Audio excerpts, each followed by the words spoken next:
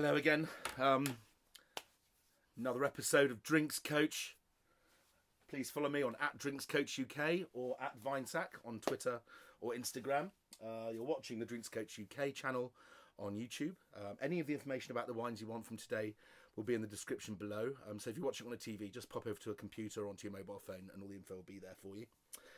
So what am I talking about today? Well, in our continued ramble and random stagger through the world of drink, haven't covered any beers or spirits yet, but that'll come, I'm sure. I just looked at a box of some of the samples I've been given by various supermarkets, and again, these come from Tesco actually. I think because times are very unusual at the moment, it's been difficult getting samples from other people. In fact, one of the wines here I actually sent my wife out to Londis to buy, so that's proof that it's widely available. But what I just thought I'd do today is Chilean wine, but not as we know it. Sort of when we talk Chilean wine, most people are buying Merlot, aren't they? Or Sauvignon Blanc, Cabernet Sauvignon, Sauvignon Gris possibly, maybe a little bit of Chardonnay. But what do all those grape varieties have in common? Well, what they have in common is they're from Bordeaux. In the late 1800s, a disease nearly wiped out wine as we know it, called phylloxera vastatrix. It's a long story which I'll cover in another clip at some point. But a chap from the Royal Horticultural Society at Kew Gardens brought some vines to Bordeaux, planted them out in the open. The vines had been brought in from America and hadn't been quarantined properly, and had tiny little bugs on their roots. This bug is called phylloxera vastatrix, which means phylloxera the destroyer. And if you could write a story that was like Alien versus Predator, this is it. I mean, they're very, very tiny. You can get 40 of them on a pinhead. But they spend a week eating, then they spend a week shagging and reproducing, and then they sprout wings and can fly 50 miles. Then the whole reproductive cycle, the whole life cycle starts again. So they're impossible to kill. And they started to wipe out vineyards because European vines, or Asian vines not from America anyway, which have been isolated before we started to send ships over there. Reminds me a bit of our current situation if you think about it. The vines in England couldn't cope with these tiny bugs eating the roots because that's all they live on, vine roots. And they started to die. And about 9 years later, 90% of all the vineyards on earth were dead. Now, those people in Bordeaux, there's thousands and thousands of growers, up to 5,000-6,000 growers of wine. If they had money, they asked Daddy to borrow his ship and said, we'll go off and see Uncle Pepe in Chile. And they got on their ships and they went there and set up horse studs and vineyards, and they took their vines with them, which is the reason why Chile is planted with vines from Bordeaux. But Cabernet, Merlot, Sauvignon Blanc, these are Semillon, these are all the Bordeaux varieties, because they came directly from there as a kind of a crisis. Those people that couldn't afford it, didn't have Daddy's ship, they got on little stagecoaches and wagons and then went over the Pyrenees to Spain, to a region which was so dusty that the administrative capital is called Cenecero. For those people who speak Castilian Spanish, that means ashtray, which is the centre of what we now know as Rioja. Yes, Rioja only existed since the late 19th century in any real form, and it was only because people were fleeing Bordeaux like rats leaving a sinking ship. Anyway, I've only left myself about 6.5 minutes to talk about the wines, but I'll just point out 3 new interesting wines. One of the wines that you find in Chile, and they didn't realise quite how much there was there at the time, it's a grape variety called... Can't see that, can you? Carmenere. There we go. Carmenere. Carmenere, back in the day, there was one grape variety in the Carmenere family, as we call it, which is basically loads of vines that started to basically reproduce amongst each other, a bit like the Habsburg Empire. They started to mutate, a bit like the Habsburg Empire. And the chins got longer, and they got... and so this is the Habsburg Empire of grapes. Cabernet Franc basically reproduced by having sex with itself and created Cabernet Sauvignon, which we all know, Sauvignon Blanc, which we all know, which are actually directly brother and sister, and this variety, Carménère, which struggled. It was the run to the litter, but once it got to the sun, it was like going to Hollywood.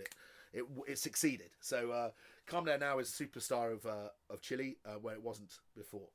So that's the Carménère. Then we're going to go on to a wine which is better known in other areas of the world, which is Pinot Noir, which is the grape variety of Burgundy.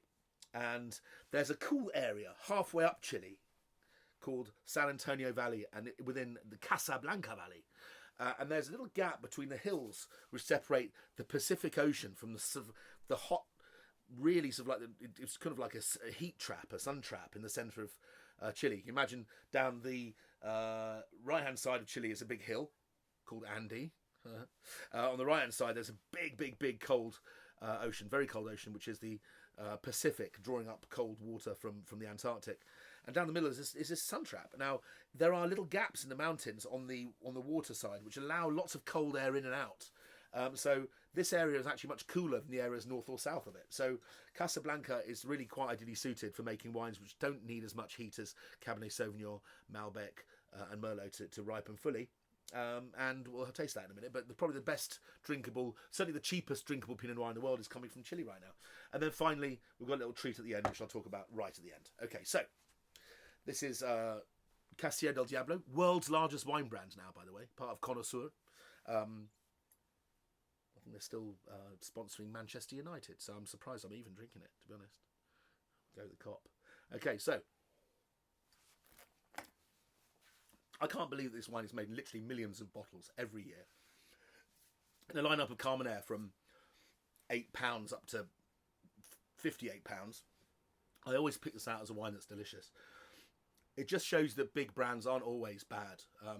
If you still have the faith, you can still buy bottles of Jacob's Creek Shiraz Cabernet, stick it in your rack for 5 years, and the wine is delicious, improves just like any other great wine.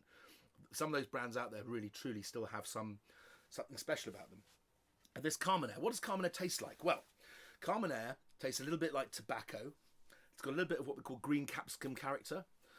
It is monster with a lambuna. There is no better red wine with a lamb curry than Carmenere, and I think they used that as a sales campaign some years ago, and they're right. It's absolutely delicious. If you like tomatoey curries, go for Sauvignon Blanc, go white, because Sauvignon Blanc and tomatoes have a chemical in it called 2,4-methoxypyrazine, which brings them together. So even when I'm drinking a lamb tomato curry, I tend to look at whether I should drink a white wine. Anyway, rambling as always. Next one. This is the Casablanca Pinot Noir. Look at the colour. I mean, it's virtually rosé by comparison. You can see that.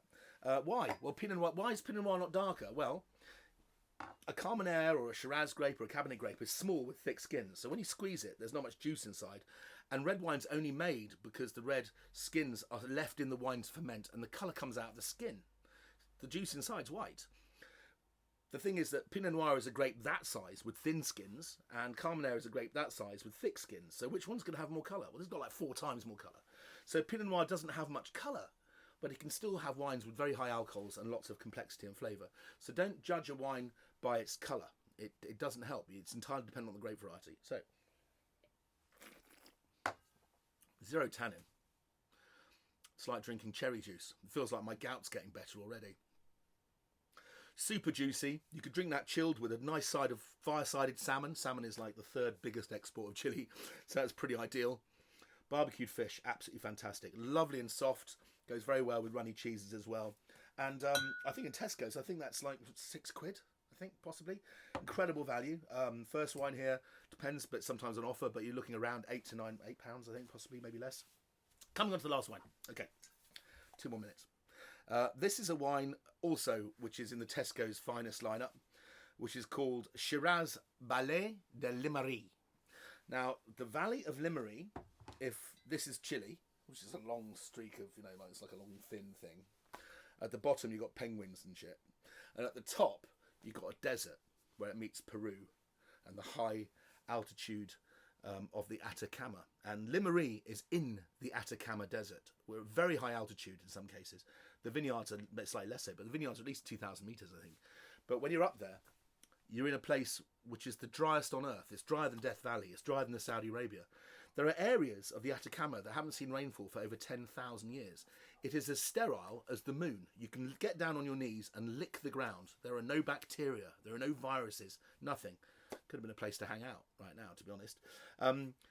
But even in the wine regions, there are areas where they've planted vineyards, Connoisseur, for example, where it hasn't rained for 4 years. 4 whole years. I mean, are they mad? You need water to make wine. The grapes need water for a start.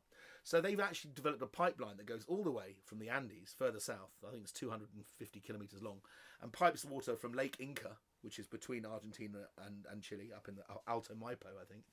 And that river that water is channeled all the way to this patch of ground, which looks like they planted a vineyard on the moon, and they can just turn the tap on and off. Not something you can do in Europe, it's against the law. But there they've produced a region where it has perfect climatic conditions and perfect soil for making the wine, but they were lacking one vital thing, water. But they've conquered that. And some of the wines from this particular estate in Limari are utterly sensational. The best Chardonnays, I think, in Chile are coming from there now. Very arid varieties. Viognier, very aromatic, sort of apricot-y variety from the south of France, likes a struggle, likes a fight, likes dry conditions. Makes amazing wine in Limari. But the key variety, the variety that likes to fight most, is Shiraz or Syrah. I think most of the wines I've tasted there are more Syrah in style, i.e. European, more acidic, more perfumed, a little bit more leafy. This one's called Shiraz. I imagine it's a little riper in style. It has a wonderful smell of black cherries and black licorice, like Bertie Bassett stuff, right?